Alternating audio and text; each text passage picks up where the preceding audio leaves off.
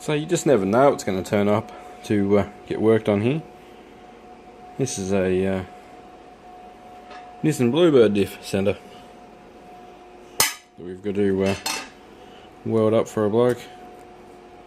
It's let go of its sun gears, as you can see. Two outside ones have gone pop, and they've done a really nasty rev and drop in an automatic. So what we're going to have to do is weld, tack that back like that so it stays there first, and then we'll be able to weld it up like a normal diff, and we're going to have to make sure that centre pin is well retained. Already ran the flame over it so that most of the oil is out of there. Give it a zap up and I'll show you the result in a minute. The centre pin here is actually dropped out.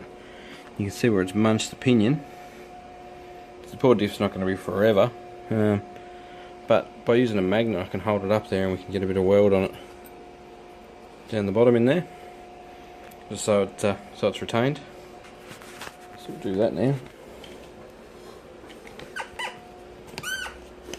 I might turn it a bit further.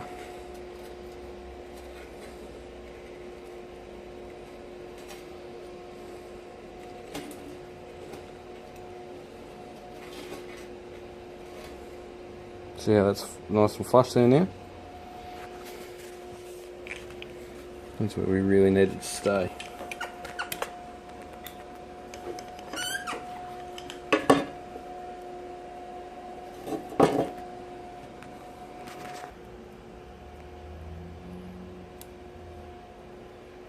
Just toasty in there.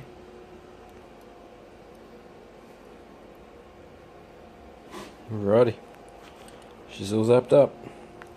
Time to cool her off slow with the blower vac thing, bloody yard leaf blower thing. I like to cool them off slow like that rather than I've seen people in the past just chuck them in water, but that's not a good thing to do to steel or cast steel, whatever they're made out of.